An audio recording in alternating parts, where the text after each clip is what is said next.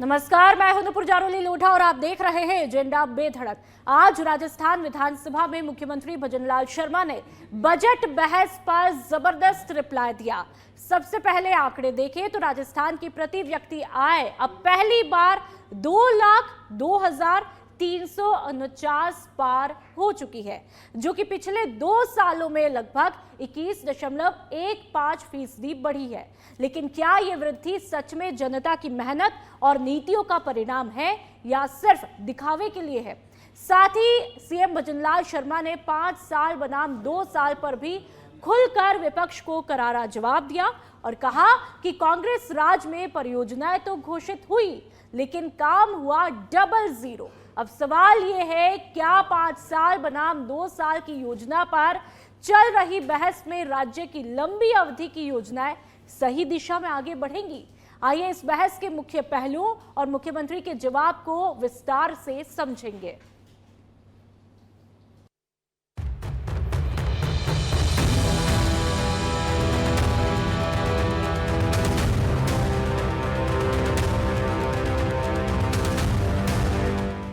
प्रदेश के विभिन्न क्षेत्रों में विकास कार्य करवाए जाएंगे। इन कार्यों की सूची सदन के पटल पर रख रहा हूं। राज्य के शहरी क्षेत्रों में लोगों को आसानी से घर उपलब्ध करा सकें, इसके लिए मुख्यमंत्री जन आवास योजना की समीक्षा कर नवीन प्रोग्रेसिव पॉलिसी लाई जाएगी।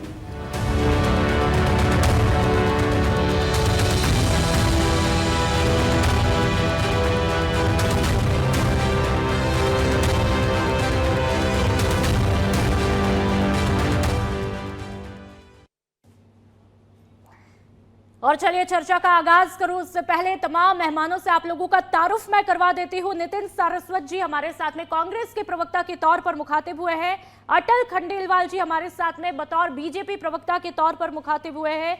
डॉक्टर हेमंत भाई गोयल हमारे साथ में बतौर वरिष्ठ राजनीतिक विश्लेषक के तौर पर मुखातिब हुए हैं। आप तमाम मेहमानों का बहुत बहुत स्वागत है। सबसे पहले नितिन जी, आप ही के साथ में चर्चा का आगाज करूंगी। आज बेतहाशा घोषणाओं की बरसात हुई, उनमें सबसे महत्वपूर्ण 1.25 लाख पदों पर भर्ती, युवाओं को बड़ा फायदा। अप्रिशिएट करेंगे, स्वागत भी करेंगे। देखिए, मैं शुरू करना चाहता हूं। कागजों में शहर चमके, कागजों में शहर चमके, जमी पर बस अंधेरा है। सत्ता की हर बात में छल का बसेरा है। आपको बड़ी बड़ी बातें सुनाई देंगी, तमाम दावे सुनाई देंगे, लेकिन आज राजस्थान में क्या हालत है कि जो आदमी जिंदा है उसको मरा दिखाई दे रहा है। हॉस्पिटल के अंदर आदमी क्या नाम से लोग मर जा रहे हैं आग जलने से, कफ सिरप से बच्चों की मौत हो रही है। स्कूल जाने में तमाम शहरों के अंदर बच्चों का अपहरण करके दुष्कर्म हो रहा है।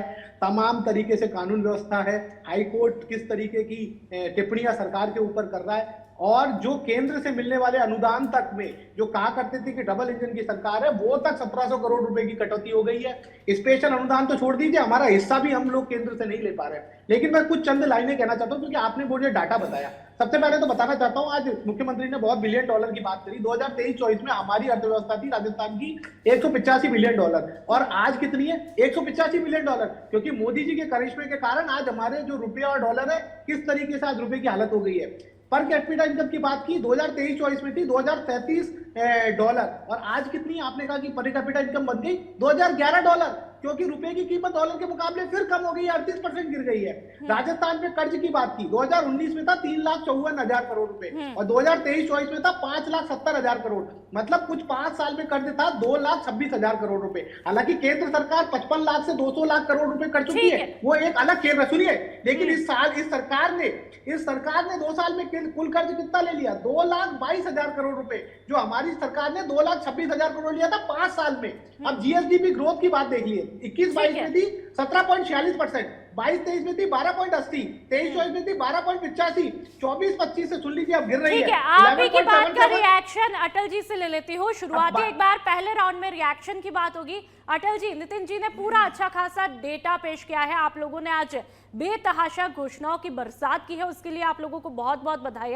लेकिन अब तक की यदि घोषणाओं की बरसातों को देखें तो विकास की क्या बूंद जमीन पर, धरातल पर देखने को मिलती है? अटल जी, वो भी बताइए।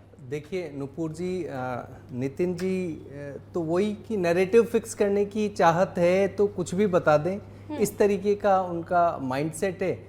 और ये कह रहे थे कि भी घोषणाएं तो कागजों पे होती है, तो ठीक है, व्यक्ति वही विचार रख सकता है जो उसकी अपने मूल विचारों में शामिल होता है। तो कांग्रेस के ये मूल विचार रहे होंगे। माननीय भजनलाल जी ने कहा कि हम जो कहते हैं वो करते हैं, और जो करते हैं वही कहना भी चाहिए, और हमारे सारे विधायकों से लेकर दायित्ववान व्यक्तियों को ये हिदायत भी है। अब आते हैं कि भी ये कह रहे हैं कि भी डॉलर इतना बढ़ गया और उसके कारण ऐसा हो गया वैसा हो गया। तो अपन ऐसे सीधी सी बात कि भाई डॉलर, अगर मान लीजिए कि डॉलर बढ़ गया और फिर भी प्रदेश की अर्थव्यवस्था इक्विवेलेंट है आज की तारीख में, हालांकि साइज में भी बड़ी हो गई है सब कुछ में, लेकिन इक्विवेलेंट रखने के लिए भी तो निर्यात करना पड़ेगा और बहुत सारे काम करने पड़ेंगे, तब जाकर के वो डॉलर की कीमतों के इक्विवेलेंट आप आ पाओगे। तो भाई सरकार तो विकास, हम भी यही कह रहे हैं कि भाई सरकार विकास कर रही है, और विकास ही नहीं, जो कुठाराघात आपने युवाओं को किया, ऐसा कोई प्रदेश है क्या जो 1,25,000 नौकरियों का कैलेंडर निकालने की बात कर रहा है? हमने 1 लाख नौकरियां तो पिछली बार निकाली, माननीय मुख्यमंत्री जी ने आज 1.25 लाख नौकरियां की घोषणा कर दी। 5 साल में 1,16,000 दी गई थी कांग्रेस की। आज हम जो बात कर रहे हैं वो आप देखिए बिल्कुल सिस्टमेटाइज तरीके से युवाओं का उत्थान करने की बात कर रहे हैं। हम कह रहे थे कि पेपर लीक में जो भी व्यक्ति होंगे उन्हें पकड़ेंगे, 615 लोगों को पकड़ा, और आज जो गैंगस्टर बन चुके थे, इस काम के माहिर बन चुके थे, वो प्रदेश छोड़कर जाने की स्थिति में कोई पेपर लीक नहीं होता। ठीक है अटल जी, आपने ये क्यों नहीं होता है? बताया, आप ही बताइए। ठीक है, आपने ये नहीं बताया कि आप बेतहाशा, चलिए घोषणाएं तो कर रहे हैं, अच्छी बातें, डेटा भी आप दे रहे हैं, लेकिन अब तक जो पहले की घोषणाएं हैं उनका क्या कुछ हुआ? पहले की भर्तियों का जो ऐलान था, 24-25 के अंदर जो घोषणाएं हुई वो 93% आज की तारीख में उठा के देख लीजिए, या तो कंप्लीट हो गई या प्रक्रियाधीन है। और ये तो आप बेहतर तरीके से आपको पता होगा कंप्लीट हुई या नहीं, ये डेटा भी होगा आपके पास। मैं बोल तो रहा हूँ आपको 7% का अभी है, भी आने वाले टाइम में होगी। और अभी जो करंट लास्ट ईयर है उसकी घोषणाओं की भी पूरी लिस्ट दी है, और उसमें हमने 86% या तो कंप्लीट कर दी या प्रक्रिया, और जो पहले की अधूरी रह गई अटल जी, जो पहले की अधूरी रह गई, ठीक है अटल जी, जो पहले की अधूरी रह गई, और 1,25,000 आज फिर एक नई घोषणा का ऐलान हुआ है। क्या ये क्या जी आज जो नई भर्तियों का ऐलान आप लोगों ने किया है, पहले की कौन सी बाकी रह गई? पहले की आपने ही तो बताया 7% बाकी है। नहीं, पिछली जो घोषणाएं थी जो ना, पहले की अधूरी रही, और अब जो ऐलान हुआ घोषणा का, इनकी डेडलाइन क्या कुछ रहेगी? क्या इस कार्यकाल में हो जाएगी पूरी? देखिए हमारी पूरी चेष्टा रहती है कि वो चीजें, बची हुई घोषणाएं भी पूरी कर दे। देखिए वरना क्या हो रहा था, आप डेटा उठा के देख लीजिए, तो मतलब 2028 भाई गहलोत सरकार में क्या हो रहा था, वही तो जी 2028 तक हो जाएगी।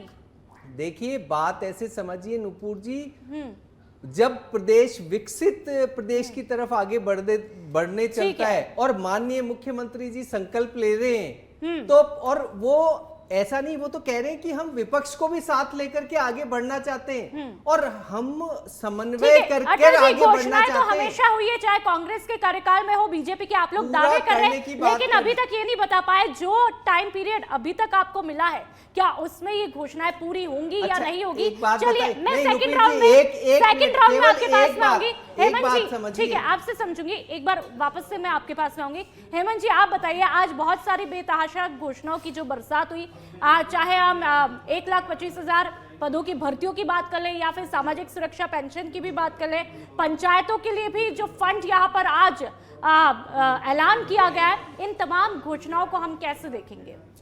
देखिए नुपुर जी, पहली बात तो ये है कि बीजेपी सरकार ने, भजनलाल सरकार ने जो ऐलान किया, जो एक चुनौती दी कांग्रेस को कि भाई हमारे 2 साल के काम आपके 5 साल के कामों पर भारी हैं, और उस चुनौती पर कांग्रेस के नेता, तमाम दिग्गज नेता, चाहे पूर्व मुख्यमंत्री अशोक गहलोत की बात करें, डिप्टी सीएम रही सचिन पायलट की बात करें, टीकाराम जूली की बात करें, गोविंद डोटासरा की बात करें, कोई उस पर खड़े नहीं उतर पाए। तो एक तो इसका बहुत ही जो है ना खराब संदेश पूरे प्रदेश में गया कि क्या 5 साल में इतने भी काम वो नहीं कर पाए कि इनकी 2 साल के कामों की भी बराबरी हम कर सकें। बार बार चुनौती दी लेकिन वो भाग गए। अशोक गहलोत पिछली बार सदन में आए अभी 2 दिन पहले, लेकिन सदन में आधा घंटे रोके बाहर पीसी करके चले गए, वो भी नहीं बता पाई, जबकि उनकी ये पूरी जिम्मेदारी बनती थी, वो खुद सीएम रहे 5 साल, कि वो बताते कि हाँ हमारी 5 साल की खूबियां, हमारी उपलब्धियां ये रही। लेकिन अब हम कुछ आंकड़ों की बात करें। देखिए,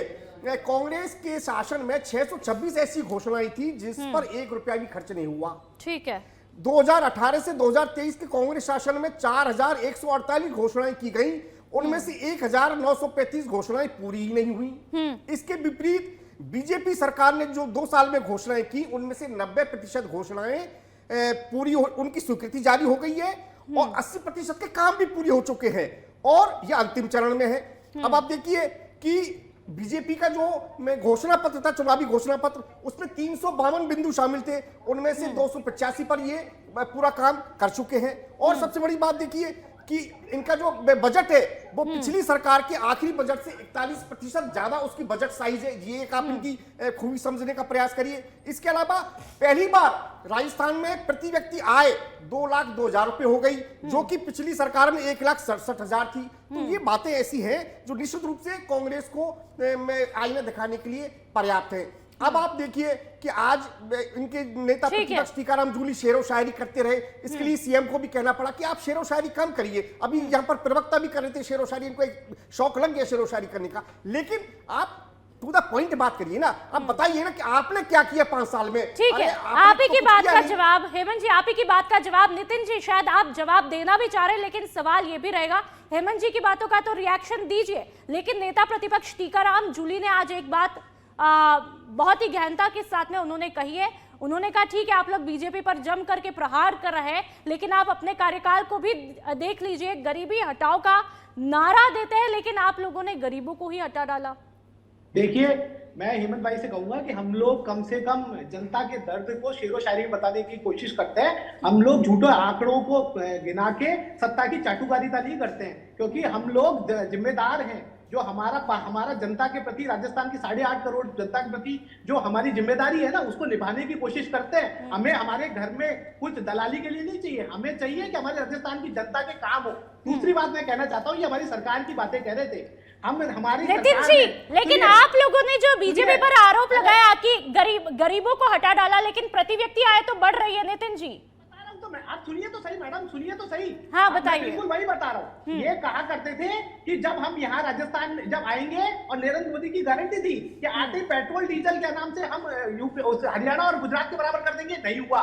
29 लाख किसानों का 14,000 करोड़ हमने माफ किया था, 2,000 यूनिट बिजली फ्री दी थी, पेंशन दी थी। इन्होंने क्या किया, पेंशन बिल्कुल जो बढ़ाने का जो लॉ लाया था उसकी ये पेंशन भी नहीं बढ़ा रहे, ना उसकी चर्चा कर रहे। बिजली फ्री तो छोड़ दीजिए, और आने के बाद में एक भी किसान का कर्ज माफ नहीं किया, पॉलिसी की चर्चा तक नहीं है। हमने स्कूल खोले थी। आप लोगों के कार्यकाल में, नितिन जी आप लोगों के कार्यकाल में किसानों ने कितनी आत्महत्याएं की, वो भी आपके पास रिकॉर्ड होगा। मैं नहीं, आपको पता है, आपको पता है कि किसानों की आत्महत्या बढ़ी है। आपको अगर ये डेटा पता हो, और आपको पता है ये वही सरकार आप बता दीजिए डेटा। मैं ये कह रहा हूँ, ये वही सरकार है जिसने 750 किसानों की हत्या की थी, ताकि कीले बिछा दी थी, ताकि वो आ ना पाए, उनको क्या नाम से दिल्ली ना पहुंच पाए। ये वो सरकार है, वो जो सरकार है जो काले कानून लेके आ रही थी। ये वो सरकार है जो जिसने किसानों को करोड़ों में टैक्स लगा दिया। पर मैं उन बातों को ना करके मैं ये सरकार, और आप लोगों की सरकार में क्या हुआ युवाओं के साथ? सुनिए तो सही, नितिन जी, अरे सुन रही हो, आप भी मुझे सुनिए। हाँ, आप लोग किसानों की बात कर रहे हैं, युवाओं पर भी आ जाता है। आपकी सरकार में युवाओं पर क्या हुआ? पेपर लीक पे पेपर लीक। अच्छा सुनिए एक बात, आप पेपर लीक में भ्रष्टाचार पे भ्रष्टाचार, ये मैं नहीं कह रही हूँ, पूरे राजस्थान में जब वो दौर देखा तो थू थू हो रही थी और लोग आरोप लगा रहे थे, चर्चा कर रहे थे। अच्छा, आप मेरे को 2 मिनट लेकिन बोलने का मौका देंगे। पहली बात तो सेना के पेपर एनटीए से लेके और व्यापम घोटाले के लिए जाने जाने वाली सरकार के लिए पहले नैतिक नहीं, नैतिकता के कोई सवाल ही नहीं है। दूसरी बात मैं कहना चाहता हूं, जितने भी आरोपी पकड़े गए उन्होंने बताया कि ओएमआर घोटाला कब से शुरू हुआ, बीजेपी की सरकार से शुरू हुआ। उन्होंने बताया पेपर लीक कब से शुरू हुआ, बीजेपी की सरकार में। आरपीएससी का मेंबर किसने पकड़ा, हमने पकड़ा। 300 से ऊपर लोग किसने पकड़े, हमने पकड़े। क्या नाम से कानून कौन लेके आया, हम लेके आए। और 17 पेपर जो इनकी पिछली सरकार में हुई, और इस पेपर में 10 पेपर लीक हो चुके हैं। आप मुझे बताइए, ये जिनका नाम दिया करते थे, ये सब जेल के पीछे हो। अरे सुनिए, जेल में आप ही की बात को सुन करके, आप ही की बात को सुन करके आरपीएससी को भंग करेंगे, सीबीआई से जांच कराएंगे। आरपीएससी का पेपर कौन सा नैरेटिव से देखो नितिन जी आप ही की बात का बोलना जवाब ले रहे हैं। पहले आप अपने कार्यकाल को भी देख लीजिए। अटल जी, एक बात नेता प्रतिपक्ष टीकाराम जूली ने कही है, एक मिनट नितिन जी, आप ही की बात का जवाब ले रही हो। अटल जी, नितिन जी की बातों का रिएक्शन भी दीजिए। साथ ही टीकाराम जूली ने कहा जब पेपर लीक की बात होती है, जिस तरह से आपको युवाओं को लेकर के सिंपैथी है, दर्द है, और शायद इसलिए आप धड़ल्ले से नौकरियां भी निकाल रहे हैं, लेकिन ऐसे में उन्होंने कहा कि आप 12 साल की जांच करवाएंगे। इस पर क्या ऐतराज है या करवाएंगे? नहीं, देखिए ऐसा है कि हर काम के पीछे तर्क होना चाहिए। अब केवल कुतर्क मैं बोलता हूं कि फिर मैं कल को मान लो हमारे यहाँ से एक मांग उठती है कि 1947 से 52 से जब से चालू हुआ लोकसभा और विधानसभा तब से जांच कराइए, तो इन तर्कों का कोई जवाब है क्या? इनके पीछे कोई लॉजिक नहीं है। आप अपनी बात तो कर नहीं रहे जब आप सदन में थे। और टीकाराम जूली जी तो देखो वैसे भी ठीक है, उन बेचारों का क्या, उनको तो बोलने का अवसर ही कम दिया जाता है या उनसे छीना जाता है, ये अपन सभी ने देखा है और ये हर बार होता है उनके साथ। और रही बात, देखिए बात ऐसा है कि जब आपका अर्थव्यवस्था की साइज बढ़ती है, जब आपका एसजीडीपी बढ़ता है, जब आपका वित्तीय घाटा वो 8,000 करोड़ से पहली बार कम हुआ है राजस्थान का, ये बहुत अच्छी बात है। और जब एक एफआरबीएम जो fiscal responsibility and budget management her state के लिए होता है, उसके अंदर भी हम बहुत अनुशासित रहे और हमारा 3.6 रहा। उसके लिए ये रहता है कि भाई वो स्टेट जिनका 4 से कम रहता है वो बहुत अनुशासित स्टेट होते हैं और वो ठीक रहते हैं। हम उन सब में हैं और इंफ्रास्ट्रक्चर का बजट हमारा 2 गुने से भी ज्यादा, इनके 5 साल की सरकार में जो इंफ्रास्ट्रक्चर में लगाया उससे 2 गुने से भी ज्यादा हमने बजट दिया है। तो ये सब जो बातें हैं, देखिए एक तो होती है केवल बात करना, विपक्ष लगातार यह आरोप लगाता है अटल जी कि आप लोगों ने नया क्या कुछ किया है, जो है या तो पुरानी हमारी योजना है या फिर फेरबदल कर देते हैं या फिर सिर्फ नाम बदलने में रह जाते हैं। अब आप लोगों ने माउंट आबू का नाम आबू राज कर दिया है। एक सवाल का जवाब ये भी दीजिए, आखिरकार नाम बदलने के पीछे क्या कुछ मकसद है? नहीं, पहले तो मैं आपकी वो भी एजेंडा आपसे समझना चाहेंगे। एक बात, नाम में क्या कुछ रखा है? सब कुछ तो काम में रखा है। आबू राज करने से ज्यादा बेहतर होता कि माउंट आबू के लिए कुछ कर दिया जाता। ये इस तरह की भी चर्चाएं हैं। नाम बदलने के पीछे क्या लॉजिक है? नूपुर जी, पहले ही बात तो एक बात आप समझिए, ये जो आप ये कहते हैं ना कांग्रेस, बीजेपी या कोई अन्य दल, जो भी विधानसभा के पवित्र स्थल पर हैं और जो विचार करके नीतियां लाते हैं वो सब अपने ही हैं, चाहे वो कांग्रेस के हो या बीजेपी के।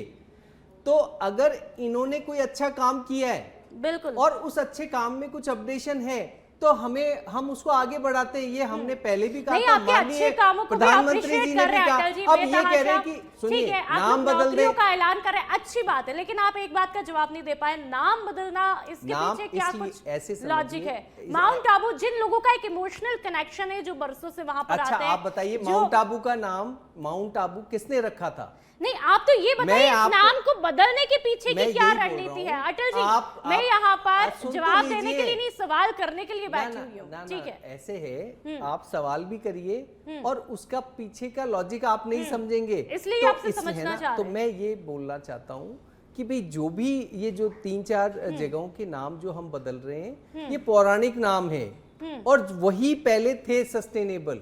लेकिन किसी टाइम मुगल काल में या अंग्रेजों के काल में किसी स्थान का नाम बदल दिया गया तो हमारी सांस्कृतिक महत्व जो हम रखते हैं, उस विचारधारा को हम तो पहले ही कहते हैं कि हम हमारी सांस्कृतिक विचारधारा विरासत को आगे बढ़ाएंगे और हम वही कर रहे हैं। ठीक है हेमंत जी, आपको क्या लगता है ये नाम बदलने के पीछे क्या कुछ लॉजिक है? जैसे माउंट आबू का कर दिया आबूराज, जहाजपुर का नाम यज्ञपुर, कामा का नाम कामवन, क्या नाम बदलने से भविष्य में फायदा होगा?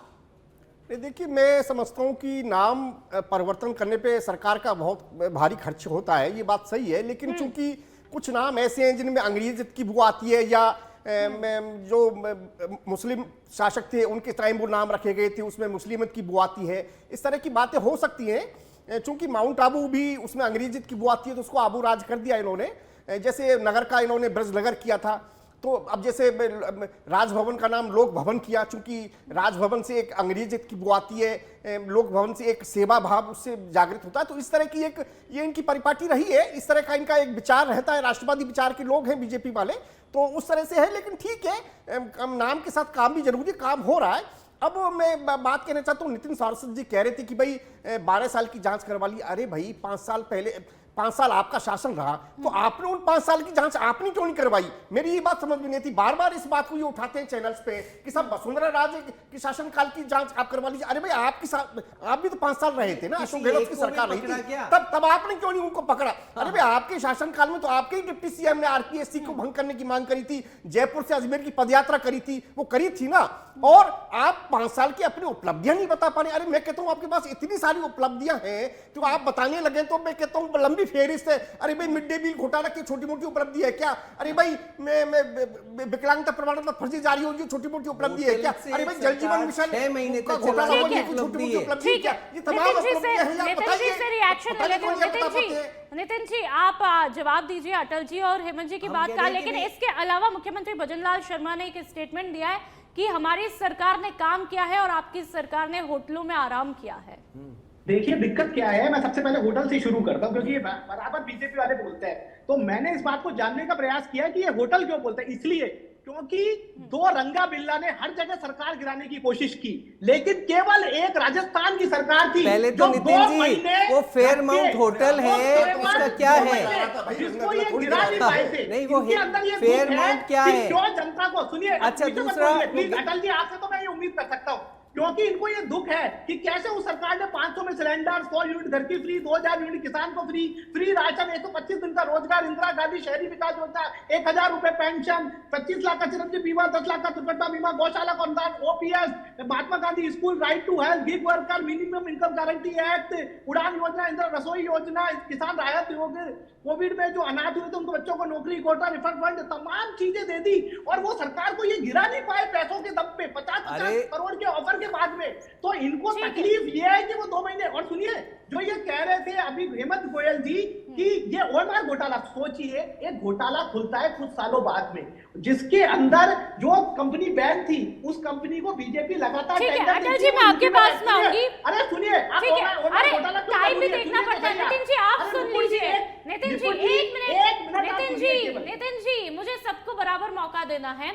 अटल जी आप एक बात बताइए, आपने नितिन जी को सुना, उनकी बातों का रिएक्शन संक्षिप्त में, लेकिन साथ में जिस तरह से आज रोडवेज बसों का ऐलान हुआ, तकरीबन शायद 300 के आसपास आप लोगों ने ऐलान किया है, लेकिन जो खराब रोडवेज बसेस है उनके लिए क्या कुछ किया है? क्योंकि आज ही हमने देखा कि जयपुर में एक रोडवेज बस पूरी तरह से आग के हवाले हो जाती है, तो उस तरफ भी ध्यान है या नहीं है? देखिए पहले तो मैं नितिन जी का कि भी इन्होंने पूरी फेहरिस्त की कितनी स्कूटी बांटी, कितनी किसान सम्मान निधि किसानों को दी, ऋण माफ किया, बहुत सारे काम। वो देखिए हर स्टेट पे जिसकी भी सरकार होगी वो बहुत सारे काम तो करेगी, करना ही पड़ेगा। प्रशासन किस लिए है, वो तो करेंगे।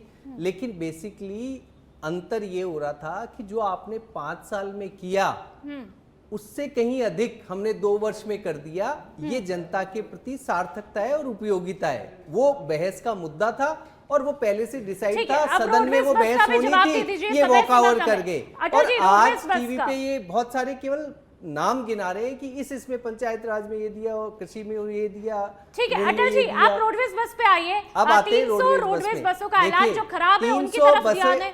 800 साढ़े 800 बसें हमने पिछली बार खरीदी, 300 अभी हमने बोल दिया कि भाई ये ऑलरेडी करीब 3600 बसें उसके अंदर है। अब कुछ बसेस जो खराब है उनको उनके रिप्लेसमेंट ही तो है ये जो नई बसें ले रहे हैं वो कुछ तो रिप्लेसमेंट है जो खराब हो चुकी है। और करेंगे हादसे बेतहाशा बढ़ रहे हैं अटल जी। देखिए हादसे अगर आप इतने बड़े प्रदेश में एक आधी घटना आप उठाने की कोशिश करेंगे, हालांकि वो भी अफसोसजनक है ना, वो भी अफसोसजनक है। मैं आपके पास में आऊंगी। ये सब चीजें हम प्रदेश को आगे ले जाने के लिए बड़ी 34 नीतियां हमने तुरंत से प्रवासी राजस्थान पहले ही साल अंतिम साल के लिए नहीं हम बैठे। आपके पास में आऊंगी 1 मिनट अटल जी।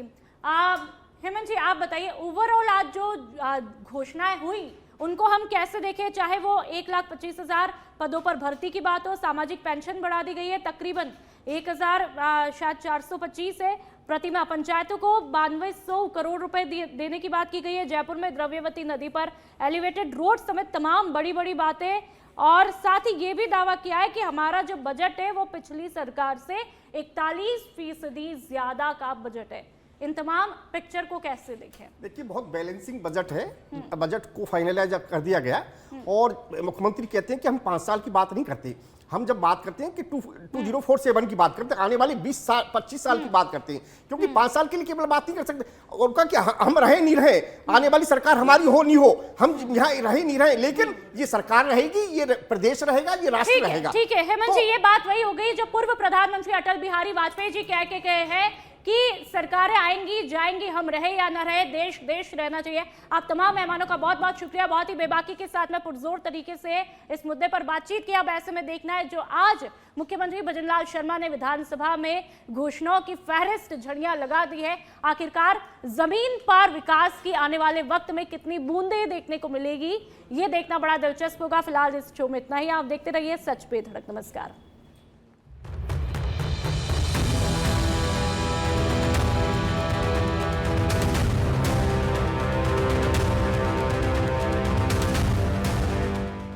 प्रदेश के विभिन्न क्षेत्रों में विकास कार्य करवाए जाएंगे।